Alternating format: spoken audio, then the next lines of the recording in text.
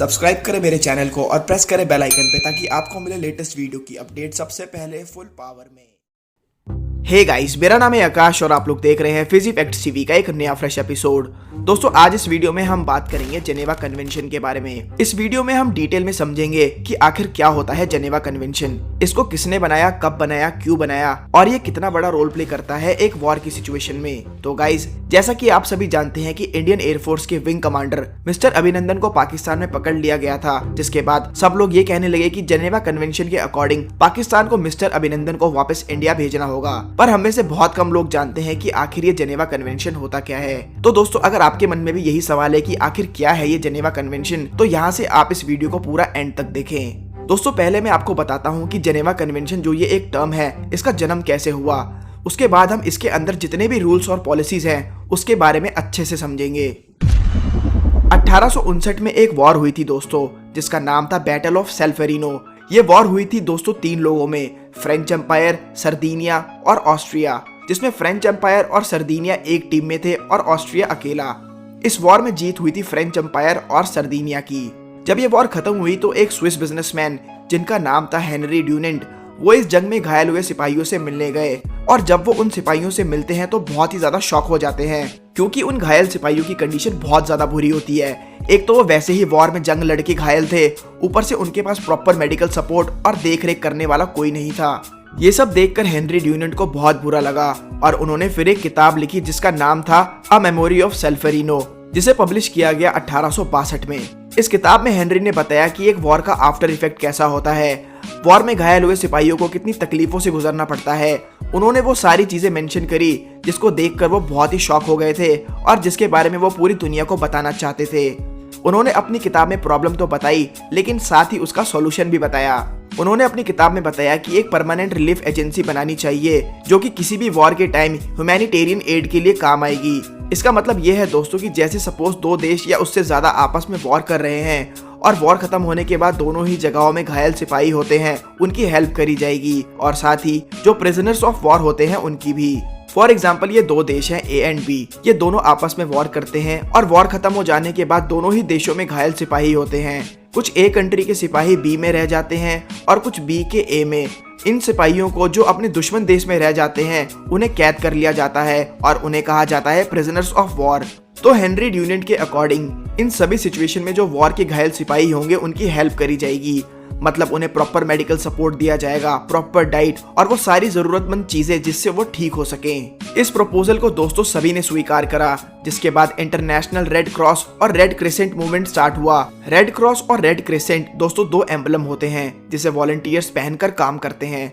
For example, जैसे कि ads के लिए जब कोई इवेंट होता है तो सब लोग इस साइन को अपने कपड़े पर जरूर लगाते हैं, जिससे कि वो एक इशारा कर सके कि ये पर्टिकुलर इवेंट या मोमेंट एड्स से रिलेटेड है। उसी के साथ 1864 में जेनेवा नाम की जगह पर फर्स्ट जेनेवा कन्वेंशन को पास कर दिया गया। इस इंटरनेशनल ट्रीटी के अकॉर्डिंग अब वॉर में घायल सिपाहियों की हेल्प करी जाएगी और साथ ही वो सिविलियंस जो वॉर जोन के आसपास रहते हैं, जिन्हें वॉर से नुकसान होता है, उनकी भी हेल्प करी जाएगी। 22 अगस्त 1864 में स्विट्जरलैंड की सरकार ने सभी यूरोपियन कंट्रीज के साथ यूनाइटेड स्टेट्स, ब्राजील और मेक्सिको को इनवाइट किया एक डिप्लोमेटिक कॉन्फ्रेंस में, जहां टोटल 16 देशों के 26 डेलीगेट आते हैं और सभी ने मिलकर इस प्रपोजल को स्वीकार किया और वहीं से शुरुआत हुई जेनेवा कन्वेंशन की। अब दोस्तों 1864 से लेकर 2019 के बीच जेनेवा कन्वेंशन में बहुत सारे फेरबदल हुए हैं। बहुत सारी पुरानी पॉलिसीज को मॉडिफाई और अपडेट किया गया है। जैसे जैसे इस कन्वेंशन को और देशों ने अपनाया, उसी के साथ इसको टाइम टू टाइम मॉडिफाई भी कर दिया गया। जैसे कि जब वर्ल्ड वॉर 2 खत्म हुआ, उसकी कैजुअलिटीज को देखने के बाद जेनेवा कन्वेंशन में बदलाव करे गए और अभी करंटली कई देशों के साथ इंडिया और पाकिस्तान भी जेनेवा कन्वेंशन का पार्ट है। जेनेवा कन्वेंशन में दोस्तों टोटल 4 ट्रीटीज और 3 प्रोटोकॉल्स होते हैं। तो अब मैं आपको सभी पुराने जेनेवा कन्वेंशन के रूल्स और पॉलिसीज के बारे में नहीं बताऊंगा, लेकिन जो करंट में अभी एक्टिव है पॉलिसीज, उनके बारे में आपको सरल भाषा में बताना चाहूंगा ताकि आपको एक आइडिया मिल जाए कि एग्जैक्टली ये जेनेवा कन्वेंशन होता क्या है। और हाँ, अगर आप पुराने रूल्स एंड पॉलिसीज को भी जानना चाहते हैं तो डिस्क्रिप्शन में आपको लिंक मिल जाएगा, जहाँ से आप सारी इन्फॉर्मेशन ले सकते हैं प्रीवियस जेनेवा कन्वेंशन के बारे में। जेनेवा दोस्तों एक जगह का नाम है और कन्वेंशन का मतलब होता है इंटरनेशनल एग्रीमेंट। तो जेनेवा नाम की जगह पर ये इंटरनेशनल एग्रीमेंट हुआ तो इसका नाम जेनेवा कन्वेंशन पड़ा। पहले जेनेवा कन्वेंशन या फिर पहली ट्रीटी के अकॉर्डिंग जितने भी घायल सिपाही होंगे जिन्हें वॉर के टाइम चोट लगी हो जमीन पर लड़ते हुए, ध्यान रखे दोस्तों, ग्राउंड पर यानी जमीन पर लड़ते हुए, और जो बीमार हो उन्हें प्रॉपर मेडिकल सपोर्ट प्रोवाइड किया जाएगा without any delay and compromise. दूसरी ट्रीटी के अकॉर्डिंग वो सिपाही जो समुद्र में लड़ते हुए घायल हुए हो ऑन बोर्ड, उन्हें मेडिकल सपोर्ट प्रॉपर प्रोवाइड करी जाएगी without any delay and compromise.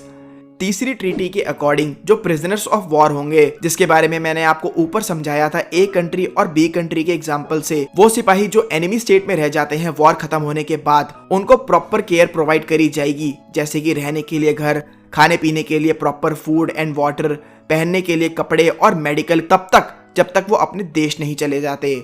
और चौथी ट्रीटी के अकॉर्डिंग वो सिविलियंस जो वॉर जोन के आसपास रहते हैं, for example Kashmir and Pakistan occupied Kashmir, जहां सीज फायर होती रहती है, वहां रहने वाले सिविलियंस को प्रॉपर केयर प्रोवाइड करी जाएगी without any delay and compromise.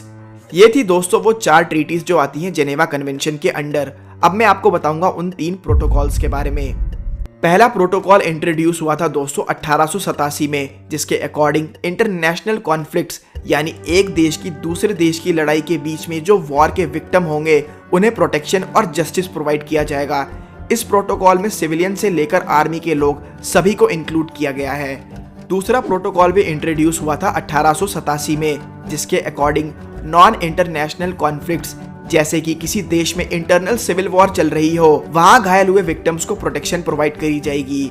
Third protocol जो कि अभी रिसेंटली 2005 में इंट्रोड्यूस हुआ था, वो रिलेटेड है दोस्तों उन 2 एम्बलम से, red cross and red crescent. अब क्या हुआ दोस्तों, ये जो 2 साइन है red cross and red crescent, जिसको लोग अपने शरीर पर अपने कपड़े पर लगाकर वॉलंटियर करते हैं, हो सकता है ये साइन ऑलरेडी किसी कंट्री में यूज में हो, किसी कंपनी का लोगो या फिर किसी पॉलिटिकल पार्टी का लोगो या कुछ भी। तो ऐसी सिचुएशन को हैंडल करने के लिए एक थर्ड एम्बलम इंट्रोड्यूस करा गया, रेड क्रिस्टल।